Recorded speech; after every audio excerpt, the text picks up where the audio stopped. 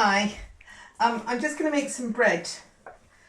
This is going up to 500 grams, and this particular flour, as I've mentioned before, seems to work so well that I don't buy anything else now.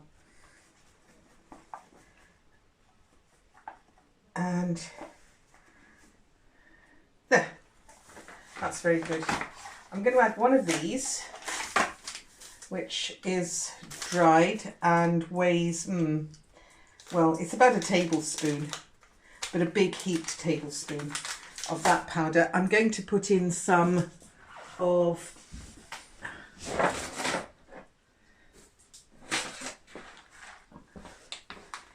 these really nice nuts and some linseed, and I'm going to make it with 300 mils of warm liquid. I'll then make them into little balls and put them in the oven as I've done before to rise. Well, I've been making some bread rolls, which is 500 grams of bread making flour plus some yeast, dried yeast, some water, and then I've added lots of different things. These have got all of them have got nuts and seeds in, but these, which I've put nigella seeds on the top, I have put some really smelly goat's cheese, so they are highly perfumed. These are made with nuts and fruits, and I've put linseed on the top so we can identify them when they come out. Now, both of them sat for half an hour to rise, and I'm going to pop them in the oven. And this one seems to have risen more than that one. Don't know why. I think they were smaller, but I'm not sure. Okay, now I'm going to prepare this for when that comes out. Oh, can you time half an hour, please? Thank you. Right, I've got two things here. One of them is some tomatoes.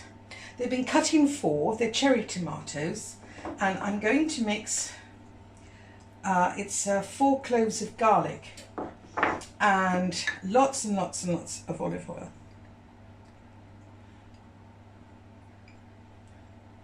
And some oregano,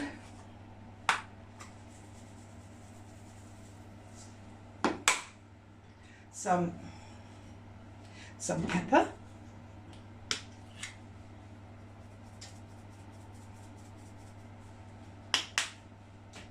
and some salt.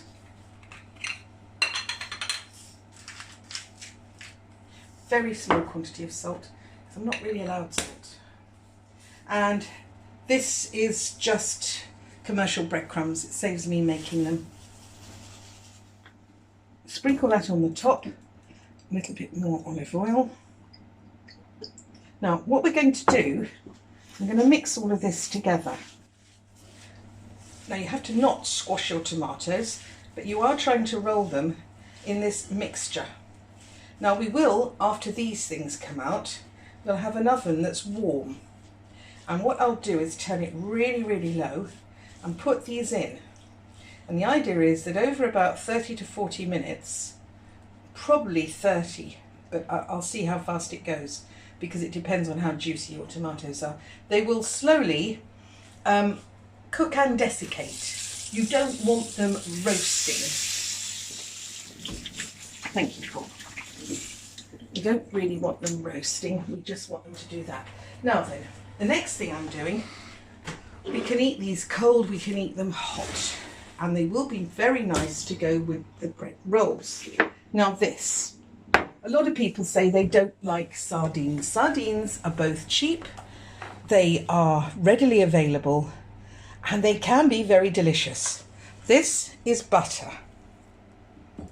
This is sardine. Now I've taken all of the tails off and the bones out, but you can buy them like that. Now I'm mixing this with the butter. The idea is that you make a sort of, what we used to have as a little girl called fish paste, but this tastes infinitely nicer. Now I'm also adding juice of a lemon, and some vinegar, and some garlic because it needs it. Some pepper. Did I add the pepper? No, I need to add the pepper.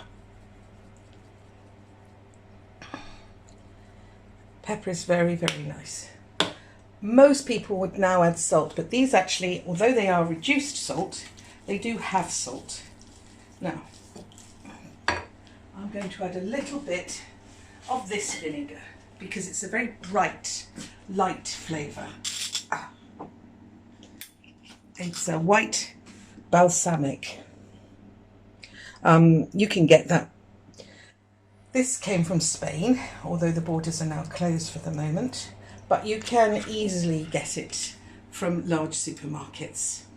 A white balsamic. It's got a light, fruity, very zesty almost.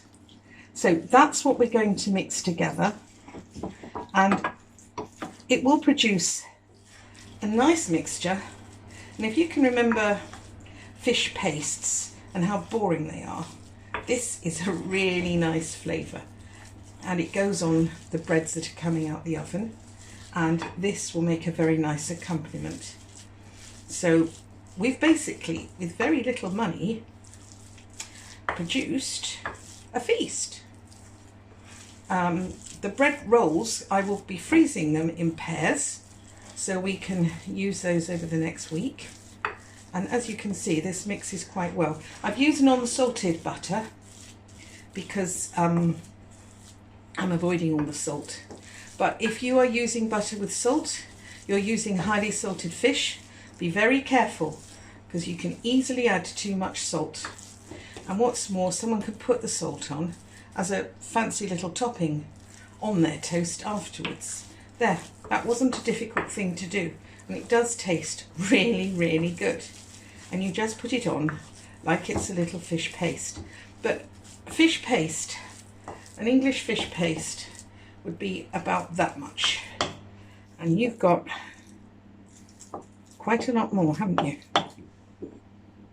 So it's tasty. Everyone will like it. You can do it with tuna, but I find the sardines work the best, and they are really good for you. Readily available, and you can keep some in your larder for when you can't think of anything else to cook. They are a good staple food. There you are, done. And I mean, if you want to dress it up, we take a pretty little thing and we just put it on the top, and people think it's a complicated dish and how hard you've worked. Now, I do have some leftover homemade pate, and I shall put that out at the same time. There you are. Why have I got that left over? Did I not put that in there? No, I didn't. Did I not put my... Yes, I didn't put in my... Sorry, I have to start this. I'm really not as great at this as anybody else could be, which really ought to make people realise that if I can do it, they can do it. Because my goodness, you really can't make a mess of it as much as I can. It does need the garlic, which was the magic ingredient I forgot. Now, because you're adding quite a lot of garlic, you do need to leave it for a little bit so that it calms its flavour. Now we put it back on, make it look sort of reasonable, and no one will ever know that I messed up, hopefully. Oh dear. I put all the ingredients out so I didn't forget it like I did the potato the other day. Never mind, there you are. So this is still to go in the oven. Those come out in half an hour, and they will be cooling while this cooks, and then everything gets eaten. Well, it won't all get eaten, but we'll have a nice feast. So sorry. It's such a mess. This is now cooked, and I got it wrong. It's not 30 minutes because that's for a loaf, and these are little loaves in theory. That's what little rolls are. So in fact, it's been how long, Paul? 25 nearly, just shy.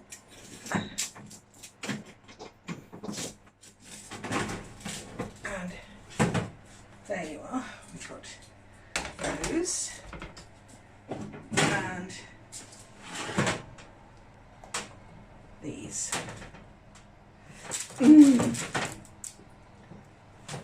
There. There's a problem with these silicone gloves. I actually have more trouble than if I use just a simple cloth. There. Now, I'm going to turn this oven right down to about 150. I'm going to let it cool for a couple of minutes, and then I'm going to put these in. But I just want to show you these. See, they're nicely coloured on the base, and the same with these. These are the fruity ones. These are the cheesy ones, and these are the nuts and hot, very hot nuts and herb one. So we'll come back in 5 minutes, and then I'll put this in. This is my fish to go with it all, and you've got yourself a very simple meal, but really nice meal. Yeah, these work really well, but they stop the heat and they're fantastic at that, but I can't feel anything, so I'm inclined to move. So that's why sometimes I use a cloth, but I didn't see one, so I use those. Right, we'll go and have a cup of tea in the garden. And Paul might show you one day how he makes the tea, because I really like his teas. He does them with very thin slices of ginger. Makes them really tasty. Right, so this is the moment we take it out. And this is the last of the ingredients.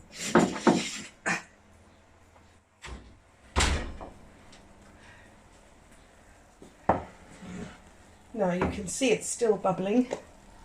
But if we leave that for a little bit, by the time we get everything else out there on the table, it'll be nice. I have just added one more little dish, which is a hard-boiled egg and some lemon juice and some mayonnaise, because that will be nice with that and that to go with these.